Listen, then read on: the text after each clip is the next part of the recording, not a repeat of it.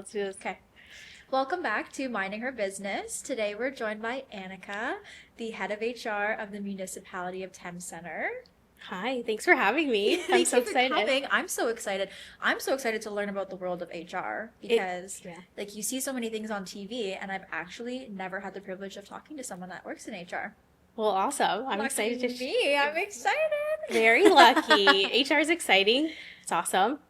Love it. So, for those, I know I just kind of explained your role, but for those who might not know you and exactly what you do, would you mind telling us a little bit about that?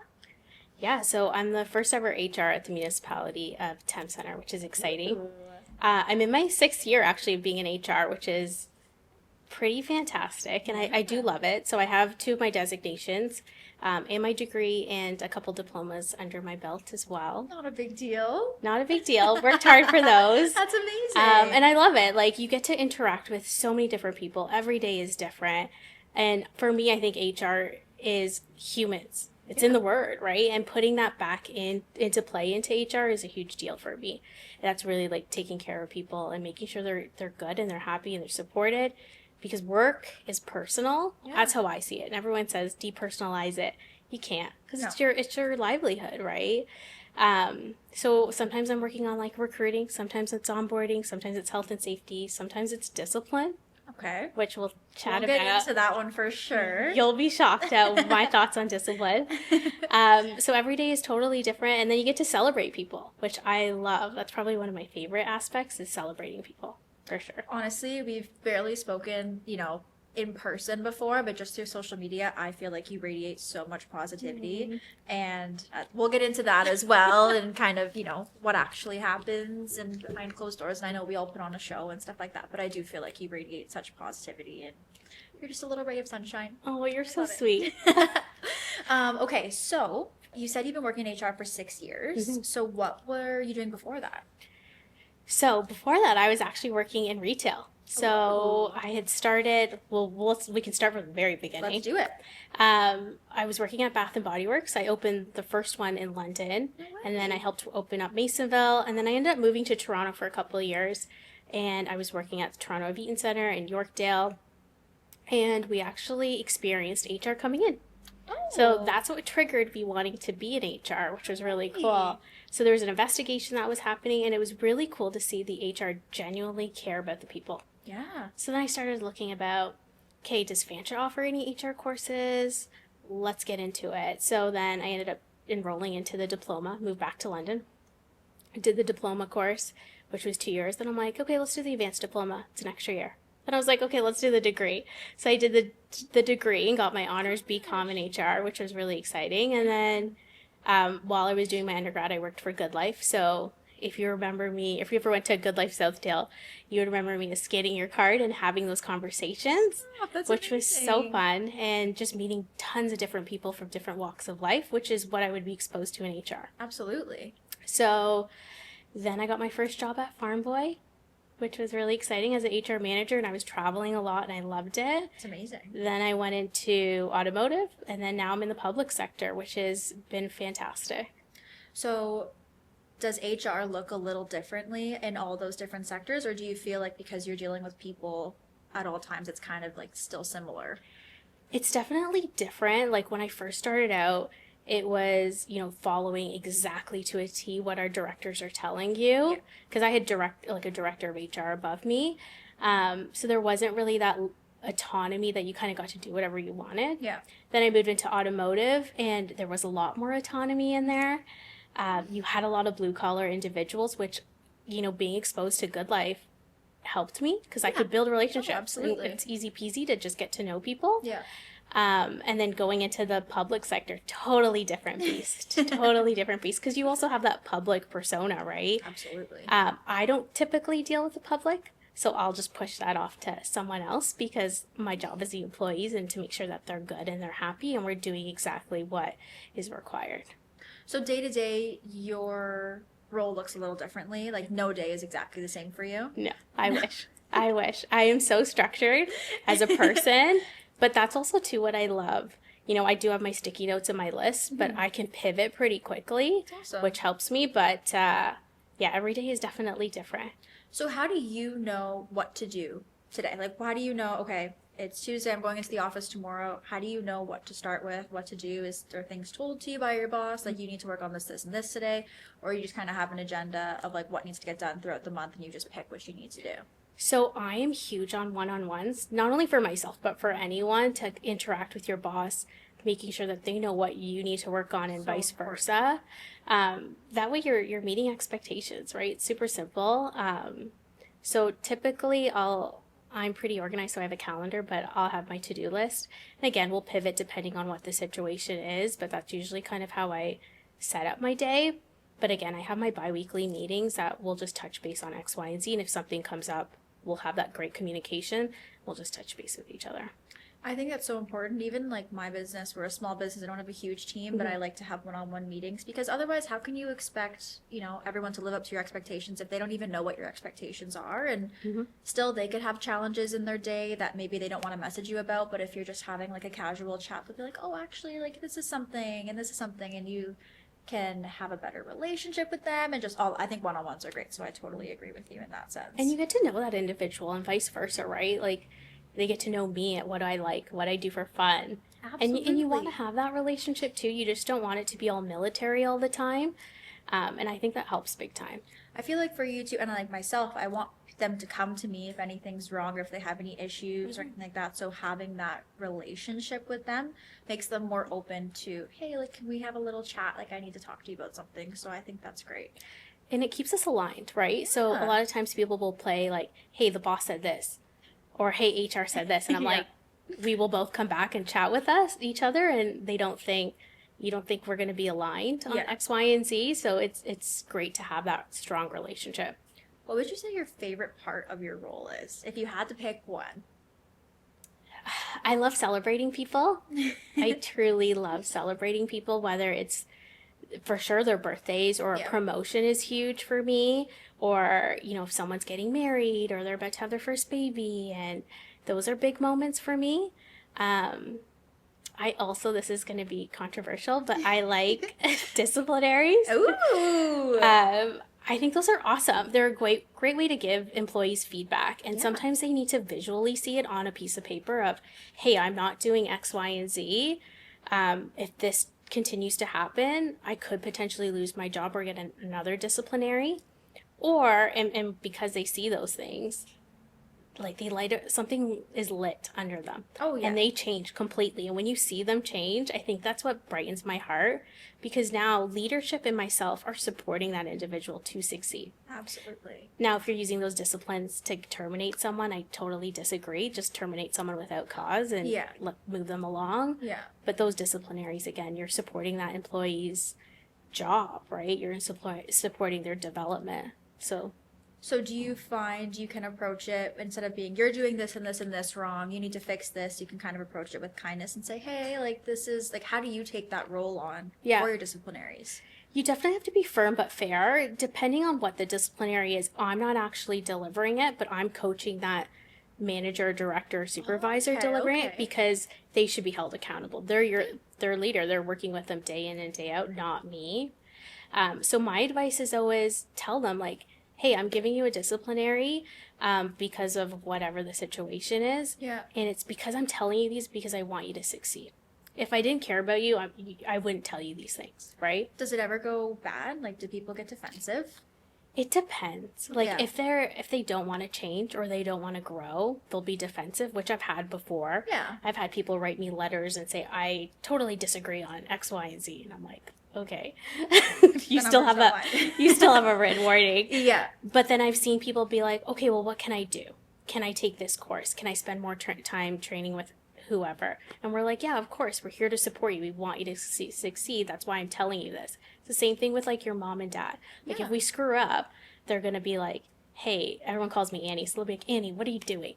Like, fix yourself. Yeah. And they're telling me that because they want me to succeed. Same thing. Oh, absolutely. I feel like too, you approach the situation with kindness, and then I hate sucking at something. And not to say that they suck at something, but even underperforming in a certain area, I would love to do everything in my power to fix it. And I'm sure, let's just say someone does something really bad. But if they are like, I'm so sorry, I want to take all the steps I can to make it better, like, are they usually kind of not in the clear, but better? If we see it, right? That's Yeah. why you give them that period to improve.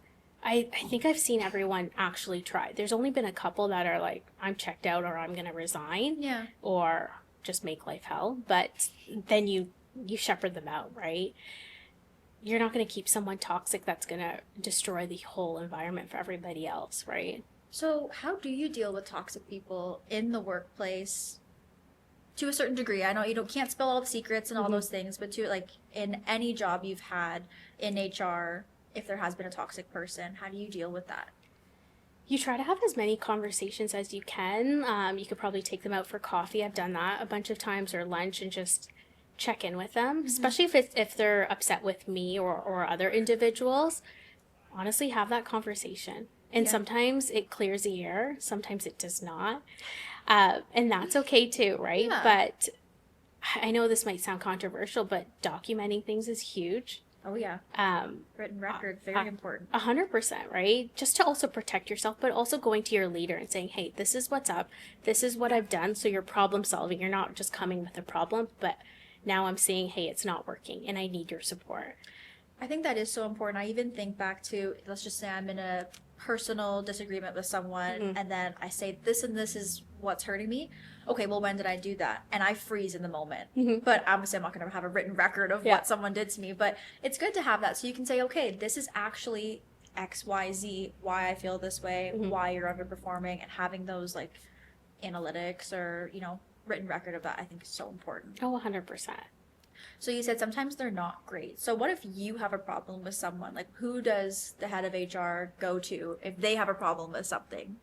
So right now I actually report to like the big boss, right? So I would go to him.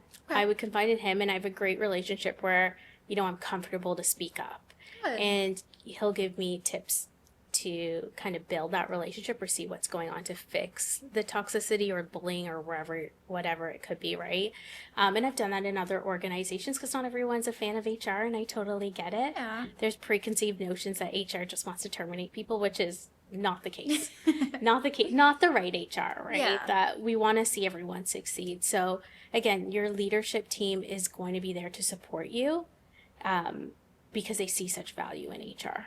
So you mentioned bullying, and we think of bullying as something that only happens to kids, and that's not real. Like it's everywhere. Unfortunately, adults bully other adults and all that stuff. So when you see bullying in the workplace, do you have to go in and address that head on, or do you have different strategies to do that? Because they are adults, so it's might be hard. Instead of saying you can't do that to someone as a child, like how do you navigate that in the workplace? It's definitely tough. So adults, first and foremost, they get bullied just as much as kids do. Yeah. And you see it in tons of different workplaces. And I've actually read a few cases where women and men have committed suicide because of the bullying. They just couldn't take it anymore because you're at work 40 hours a week, right? And it's tough. So for me, if I see that, again, I'm going to see something, say something, and speak up about it. Absolutely. I've been in meetings before where I flat out have seen another individual bully someone, and you will see a side of me that you don't want to see typically, where I'm trying to be positive all the time, but I will call it out in front of people. That was my next question. Yeah, definitely in front. In front, right in that moment of saying, please don't do that. That's disrespectful. And then we move on to the next topic. Sometimes you have to call them out 100%. publicly. Like if it's something to like a really bad degree or anything like that, like they're not going to stop if you just, it's like, oh yeah, great, but. Oh, for sure. And a lot of the times it's people just don't know that that's how they're behaving, right? 100%. And so after the fact, then in private, I'll have a chat with them, or I'll have a chat with whoever their boss is. And likely there's a discipline in following that, right? Do people come to you ever? Like, have anyone come to you, or do you find they kind of struggle in silence? It depends on the environment, right? I've had people come to me and say, hey, so-and-so's bullying me. And I'm like, okay, I need a formal, you need to formalize it for me. And then I'll go through an investigation, right? And determine whether it's true or not, because we need to follow the proper process, right? Yeah, absolutely. Sometimes it's true and sometimes it's not. And sometimes you can, implement some training in general. Sometimes you just can't. So you conduct the investigation yourself? Yeah. Yeah. How does that kind of go about with like generalizing? For sure. To not give too many details of stuff, but So whoever the complainant is will send me something in writing saying so and so is toxic, or I've been targeted X, Y, and Z. So then I will meet with that individual personally and ask them a couple questions, give me more details, times, witnesses, and then based off that, I'll meet with the witnesses and whoever they're complaining about too, to hear their perception of whatever the situation is. you're like an FBI agent. Yeah, it's really interesting. It's a lot of peopling for sure. So on that note, dealing with people all the time, I know I'm an introverted extrovert or an extroverted introvert. I don't know, one or the other. I'm not too much one or the other, but a little bit of both. I'm more probably on the introverted side, which is crazy. I would see you as extroverted. Because when I met you, I thought you were very extroverted. Really? And I'm very introvert extrovert too. I think in a situation where I feel comfortable, like in that situation, we're surrounded by a bunch of women and all that stuff. Like I feel comfortable, but in a public situation where I don't know many people and I'm very much just like a number and I'm just kind of standing there, I get so anxious and I will not talk unless I'm talked to pretty much. Oh, I'm working on that. Yeah. I'm definitely working on that. And if I have a sip of some wine, I'll definitely talk to you. But after that point, so where was I going with that? Being an introverted extrovert. I don't remember. That's okay. See, my memory's bad too. I write everything down. Okay, on that note, let's just go to your accomplishments because we'll probably go back to whatever we were just talking about. So, huge pat on the back. You were just awarded the 20 under 40 award in London, which is a huge congratulations. Thank you. Pat, pat, pat. So how does that happen? So you have to get nominated. So someone needs to nominate you. Amazing. So I had one of my old mentors and old district managers and someone I actually work with for training for my staff, Melissa Maloney, nominate me. And I think other people nominated me as well. As they should. And based on that, London Inc. will send you a questionnaire. And I think there's like 27 questions. And I think my final submission was 15 pages. Oh my gosh. It was long. That's insane. But it's like questions about your business or your HR world and how you've grown your accomplishments into that, and then your community involvement. Because a lot of individuals will just focus on their career development and not community involvement. Yeah. And so this award wants to highlight the community involvement as well, while doing both. So what is your community involvement? Oh my gosh, I do like everything and anything. That's amazing. So a lot of my focus is with students at Fanshawe College, so I'll mentor them. Whether it's like going out for coffee or working on their resumes or giving them advice. And then I do some interview simulations a couple times a year. So I have something booked in March. That's amazing. And then I actually help a lot of people who are like newcomers to Canada on finding a job. And then Good for you. Holy Moses. Yeah. And then like I love the Terry Fox run. The Kick for Strength is a huge one for me too. Is huge. Just anything and anything that I can help out with. Like Sunshine Foundation, I just recently started supporting with Hemans. But I just love giving back, and I started that when I was younger. When I did was it World Vision Fast for 30 hours when I was a younger kid, and I did that. Or like we did any of like the cancer runs. Oh, what's it called? One Run? Oh, I've done One Run a couple times, yeah. But my biggest one is the GoodLife Kids Foundation.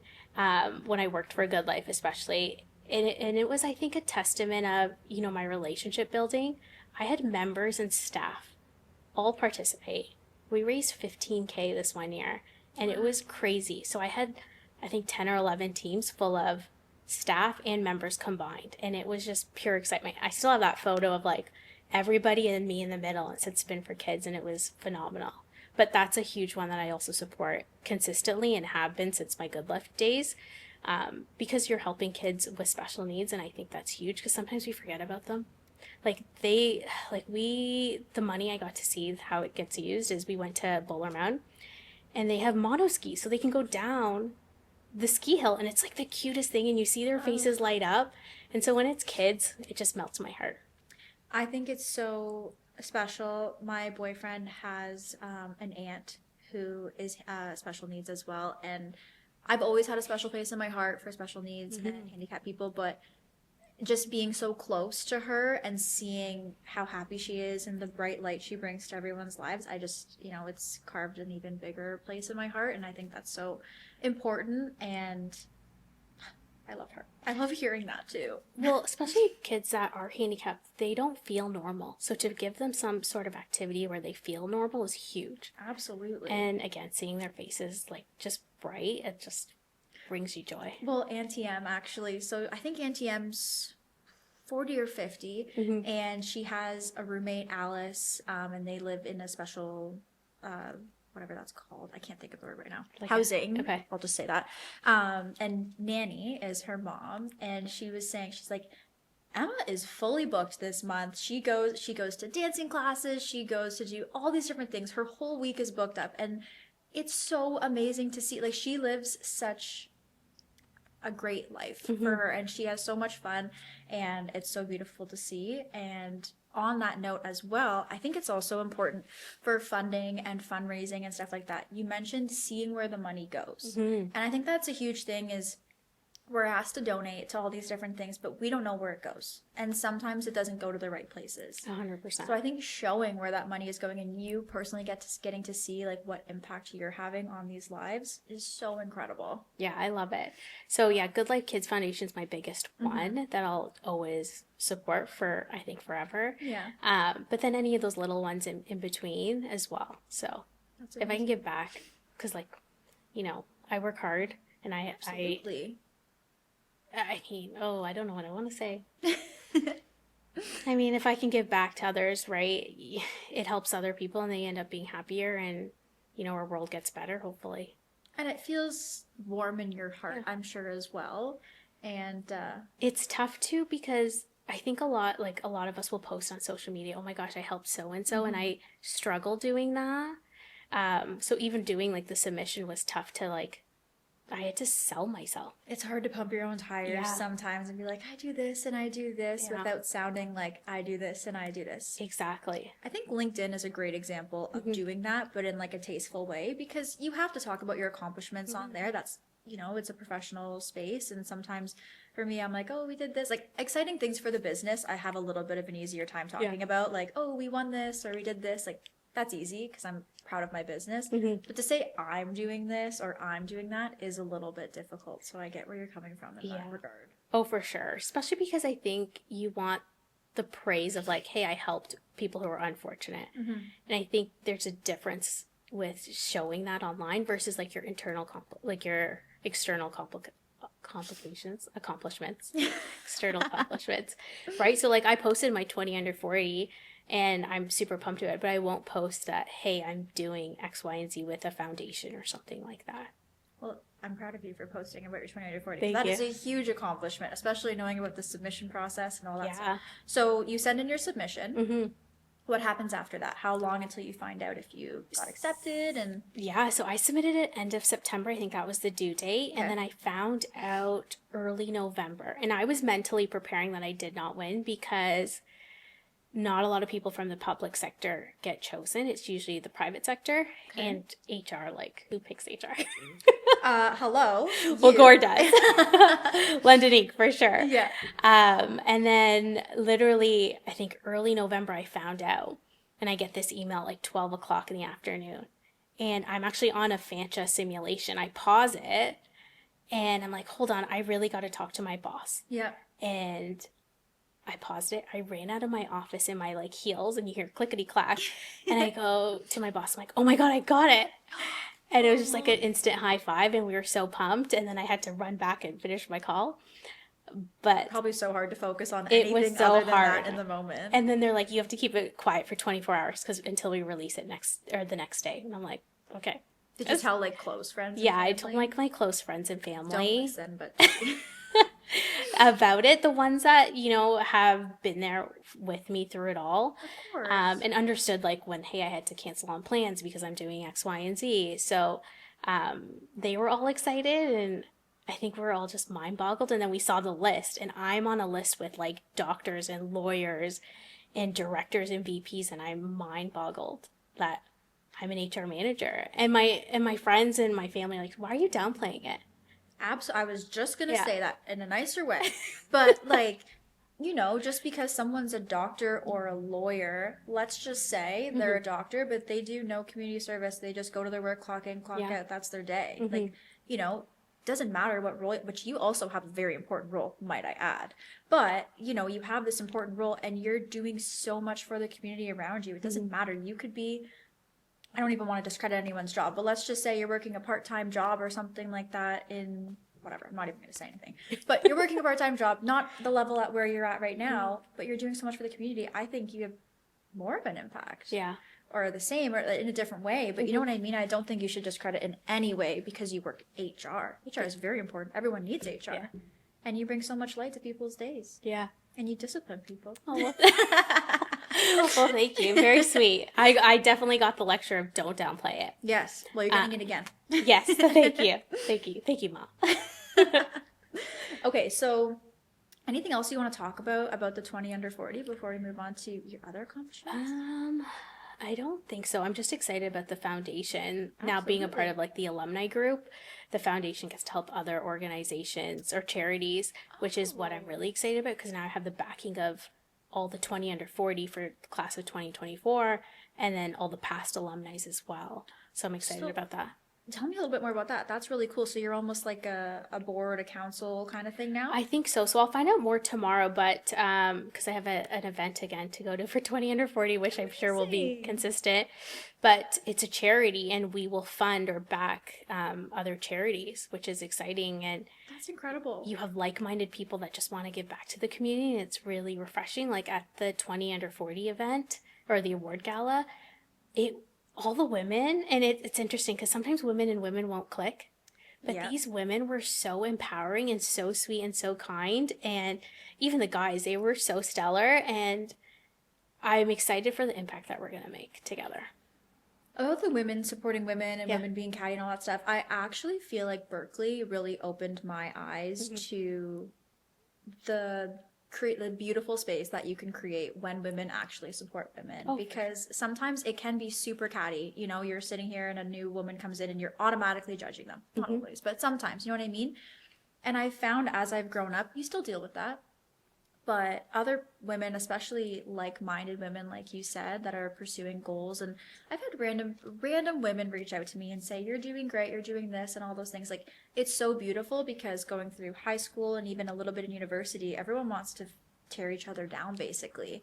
So it's really refreshing, and I just wanted to give, you know, like a shout out, obviously, to Berkeley for creating that space and opening my eyes. And I'm sure that's a huge impact on like why I created this podcast too. Like, I've really wanted to bring women together and support one another. So, well, I could say really great things about Berkeley. She knows I love her. But bless her heart, but she is like, her facility is all about women empowerment. You leave that gym and you say bye and everybody says bye, and I love that. And it's similar with these women here. They just want to support you in working in different environments. You don't always have that. Absolutely. In manufacturing, I had not like a handful of women. And so there were a few that got along and a few that didn't, right? I don't know if I should say this about the public sector, but it's just in any organization that people don't always get along or women don't get along.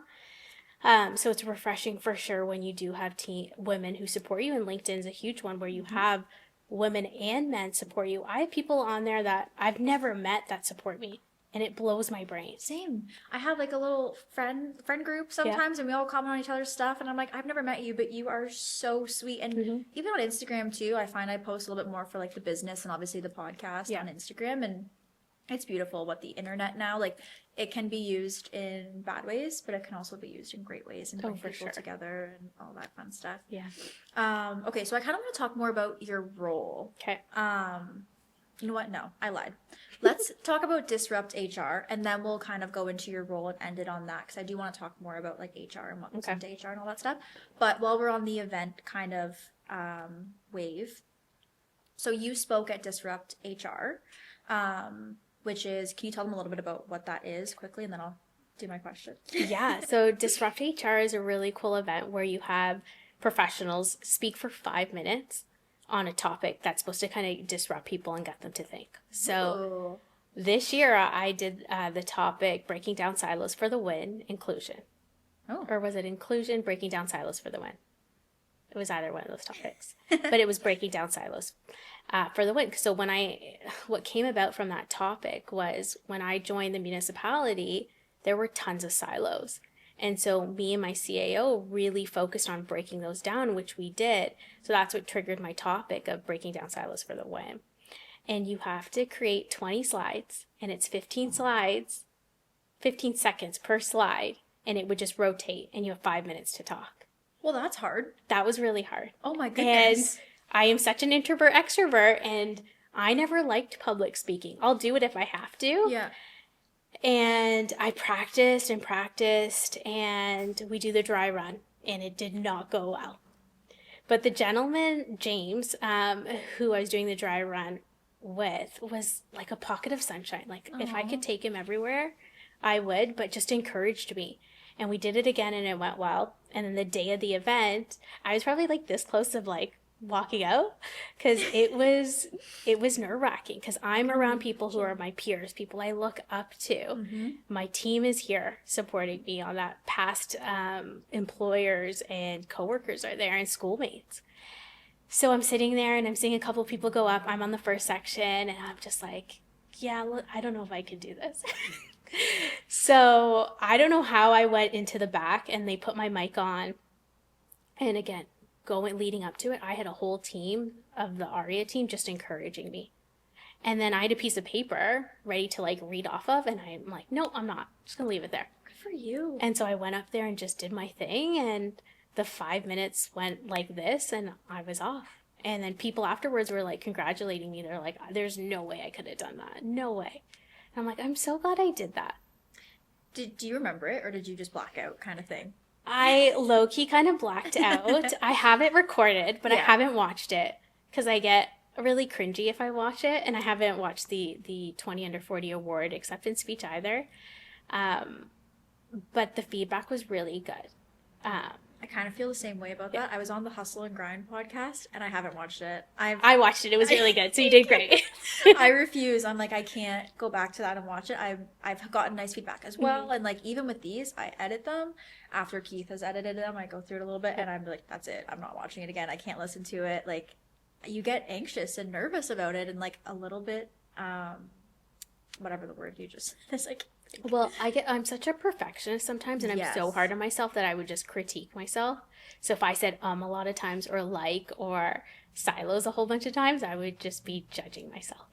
So I think I've learned too, I've had a little bit more, not necessarily public speaking, but even like talking to a class via Zoom. And I did do like a panelist thing for a school event, and reading off cards. Like, I have cards here, and I try not to look at them too much. Like, this whole filming day, I've kind of been trying not to look at them for too much, because I find having that flow of conversation, or just, you know, enough about what you're talking about for it to sound natural when you talk about it. And I find if you're like using this as a crutch, it sounds choppy. And so I think good for you for getting rid of that paper, because it probably made it so much more casual and authentic as well. Oh, for sure. I think the scariest part was like I had 15 seconds per slide. That's hard. And timing it out perfectly.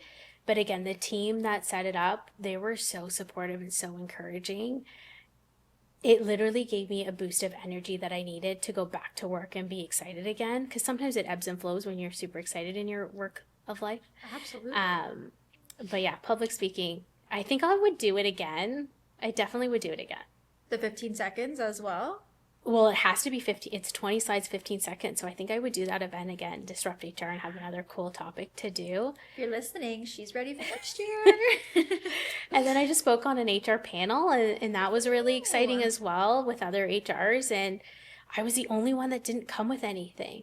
And I'm sitting beside like a VP of HR and 2 other directors, and they had pieces of paper and I didn't.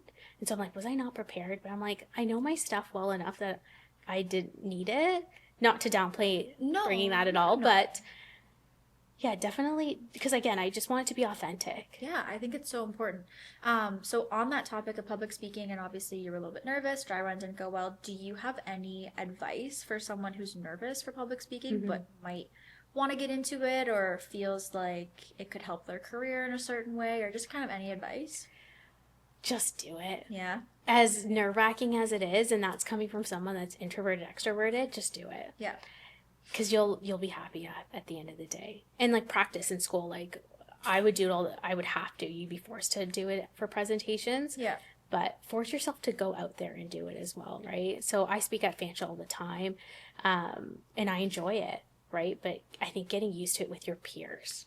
I completely agree because, like I said, I was on that panel and it was just for, not just, but it was for the school of the business school of the University of Guelph. Awesome. And it was my very first panel ever, which is like my first public speaking event-ish. And I actually asked if Chris could come. Chris is my boyfriend. Mm-hmm. And they were like, I was like, can I bring a guest? And they're like, yeah, why? And I was like, I'm really nervous and I feel like I just need some moral support. And they were like above and beyond, like, oh my gosh, yes, of course, Oh, like whatever. So I'm really happy I had him for my first time. Mm-hmm. And I do feel like he was kind of a crutch for me. Like I could see him and I just kind of felt at ease. But moving forward, I have 2 events lined up, one for International Women's Day and one actually next week, which won't be next week for when you guys listen to this. But, and I just said yes. And Good. they're both for like Good for you. universities, but regardless, I think, that's a great place to start. And I'm really nervous thinking about it right now and thinking about doing it, but you're never going to learn and you're never going to like keep growing if you don't just say yes to things and take a chance on yourself. 100%. And you'll be great at International Women's Day. 1,000%. We'll see. Another lesson, actually, and if you listen to Hustle and Grind, I'm repeating myself, but so many opportunities have come just from that one event. I'm now a small business advisor on the side for the city of Guelph. See, that's amazing. Which is a nice little supplementary income. I get to, consult with other small business owners and stuff like that. So just an example of what can come from saying yes to something. But enough about me. Let's get back to you. And I want to talk about HR. Okay. So we talked about bullying. We talked about, the disciplinary things. But, let's just say someone wears, this is like from a show and stuff like that, but someone's wearing something inappropriate. How do you go about that? Because I feel like that's kind of a hard situation to navigate. It definitely is. I am such a mellow HR that things don't really offend me too much unless it's really hurting somebody. Yeah. Again, also being respectful in the workplace and be professional. Absolutely. So have that conversation with them, right? Yeah. Just have a caring conversation of, and seeking to understand their perspective on why are they wearing an inappropriate shirt, right? Yeah. Because anything that you're wearing could be inappropriate to somebody else, but maybe it's not inappropriate to Absolutely. you, right? Like I had someone wear during Christmas week, we had sweater week. Yeah. And so this is where the inappropriate stuff comes in and people will check in with me, which I greatly appreciate. Yeah. And I'll let them know. But one of the employees was like, I wanted to wear a sweatshirt that said Christ is King. And I said, there's no problem with that. Yeah. And he goes, well, I think people might get offended. I'm like, well, if you don't feel comfortable, then don't wear it. But I don't see that being an issue. Absolutely. Right? But I've had people wear things that say like F you on it. Oh. And so you just tell them like, I'm sorry, I can't have you wear that. Do you have a sweatshirt or something you can cover up with? Or I have a t-shirt, like our company t-shirt you can have. And so typically they'll push back a little bit like, but no one's really going to see it. I'm like, yeah, but I could see it. Yeah. So that was my follow-up question.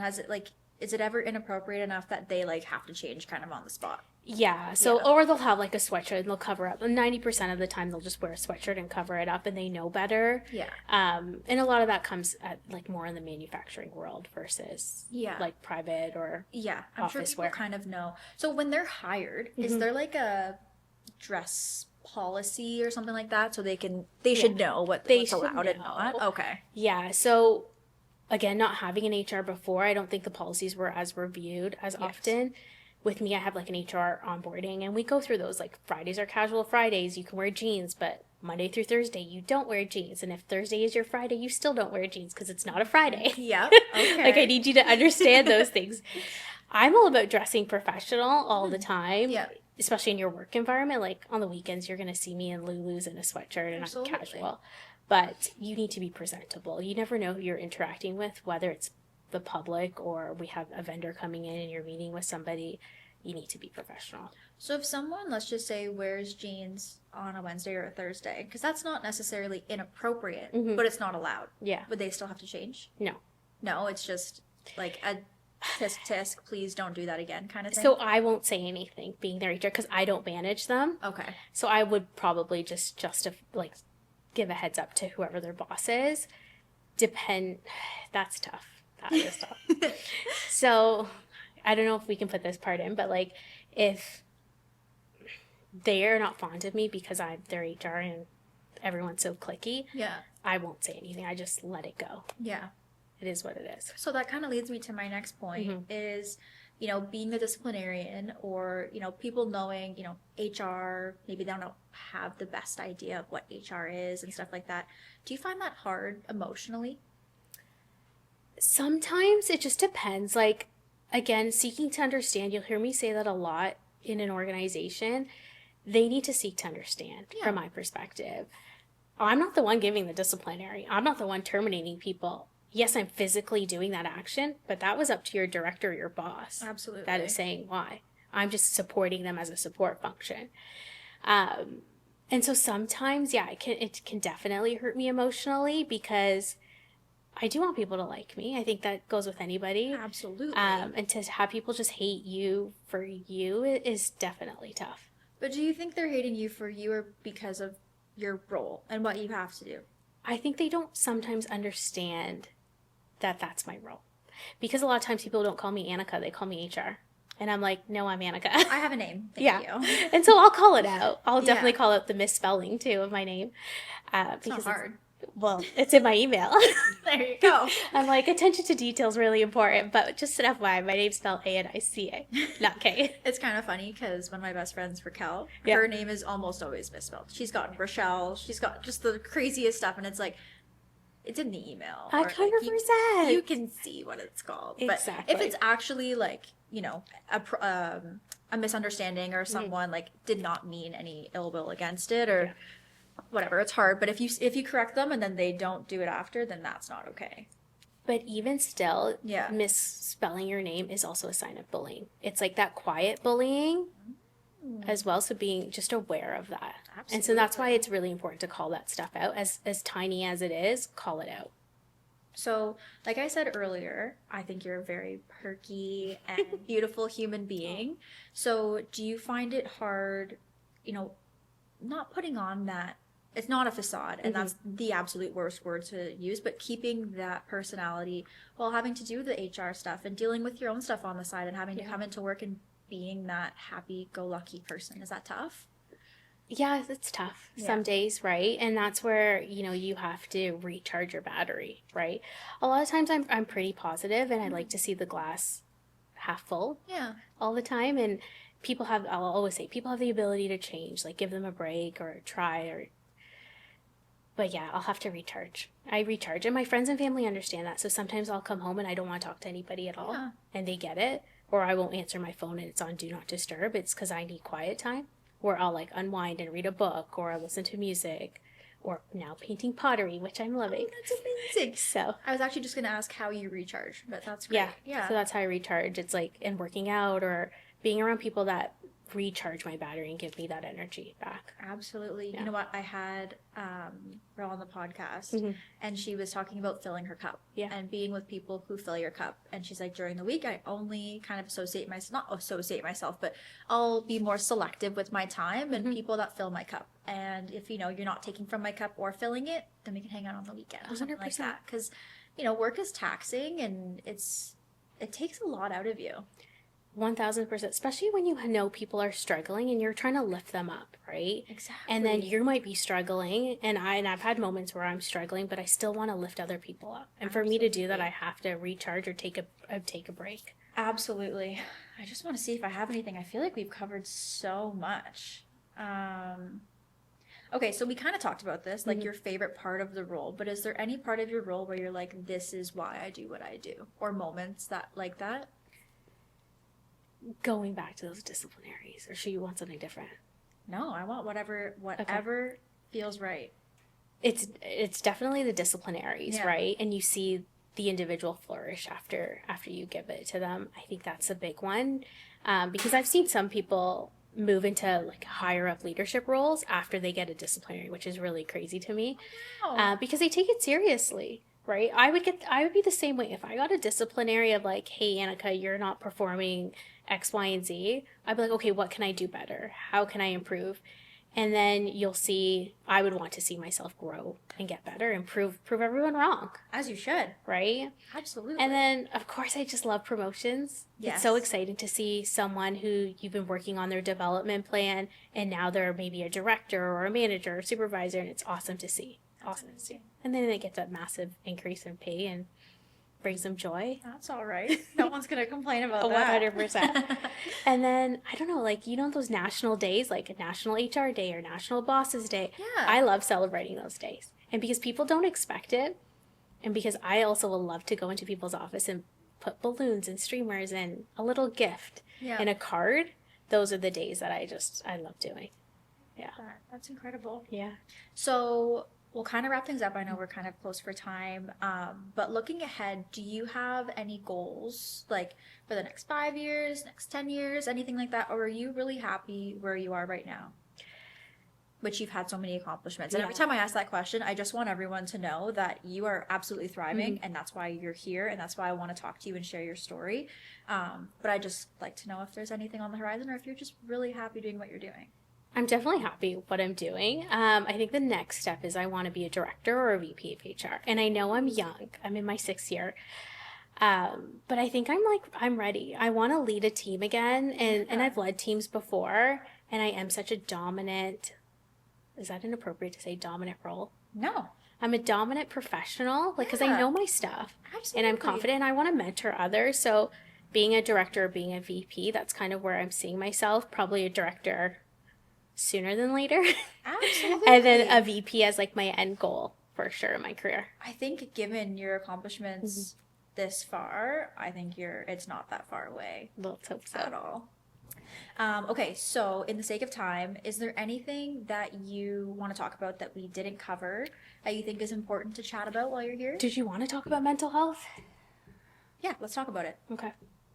So something that I do want to talk about in mental health actually is we were just talking about, you know, your involvement in the community and all that stuff, and you mentioned Kicks for Strength, and Mackenzie, one of my really good friends, is a huge part of that, and like part of the reason why it's a thing and all those fun things. So I've had the privilege of helping a little bit with that project, and I think it's important to talk about mental health specifically, not even specifically, but men's mental health is not talked about enough, I don't think, and mental health in the workplace and navigating all those things. How do you account for or try to, you know, help people with their mental health in your role? So I try to have like a personal relationship with them, and I'll be open and honest. I see a therapist. I think it's a great tool. And I'll vocalize it and I'll push that on people to speak to someone, right? We have family EAP that they can talk to 24/7. It's included in their benefits. So I'll push it. Like if you want a specific type of person you want to talk to, whether it's, I've had someone say like, I just want to talk to someone who's Christian and that is it. And I said, okay, I'll reach out and make sure we can have someone from EAP that's Christian. It's awesome. And we do, which is phenomenal. And I'll consistently check in with those individuals. But I think it's coming to the same level as them. It's saying, hey, I struggle too. I'm human too. I see someone, I talk to my friends and family about it that I'm close with and let them know, hey, today is not a great day. This is what I'm feeling mentally. I need support. Or, you know, with my therapist, we work on different tools to navigate those moments of anxiety or stress. Absolutely. And that's what it is. That's what therapy is. It's not like that magic pill that's going to fix things, but they're going to give you things to help you cope and deal with certain situations. And that's what I love about it. So yeah, I'll preach it every single day. If I mean, I talked about this before, but I don't have benefits because I'm self-employed, but I am still really considering, you know, investing in my own mental health and getting a therapist. I think it's so important. 100%. It's plus actually I will say, so our therapist guest that we had on, she talked about EMDR therapy. Have you heard about that? No. It's insane, and since the episode's already out, I'm going to talk about it. So it's really cool. I really want to try it, and it's like science backed, it's proven. So you'll talk about some trauma that you've had or something like that, and it's a light that goes from one side to the next side, and it kind of just like, I'm going to explain this so poorly, but it kind of pulls those emotions and that trauma out of you. Okay, cool. Like, kind of. And, like, there's things sitting in your body, trauma sitting in your body that you might not even realize. And because it moves from your emotional to your logical side of your brain or something along those lines. Again, Danielle, I am butchering this explanation. I'm so sorry, but it's so cool. And I think everyone can benefit from a therapist, whether you have trauma or not. I think it's so important. And I think for men especially, there's nothing wrong with it. Exactly. Even remotely. Exactly. I think men struggle significantly to even just talk to someone. So really trying to understand, like, what's the issue. And I've called men out on it. Yeah. Like, why? Well, I don't want to air my business. Okay, but this person's going to keep it confidential. That's private. And, like, I'm telling you, like, we have sick time. Use those sick times for appointments, and that's what it's classified for. Go have that. No one needs to know. I didn't tell anybody, like, my family, probably a year after that I was seeing a therapist, and all the feedback was like, that's amazing. I'm so happy for you. I'm seeing such a difference in you. You're so happy again, or whatever the case may be. So that's incredible. Yeah. So at the end of the day, the lesson we're trying to give here, guys, is therapy is great. Take care of your mental health as much as you take care of your physical health. It's very important. Yeah, 1,000%. Okay. For our special segment, we're going to HR court. Oh, okay. Okay. Are you ready? Yes.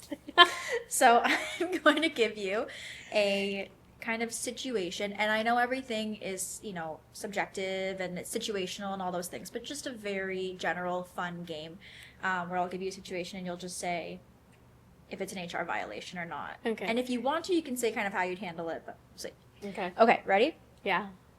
So, the motivational manager. A manager tells an employee, if you don't step it up, you might want to start looking at Indeed.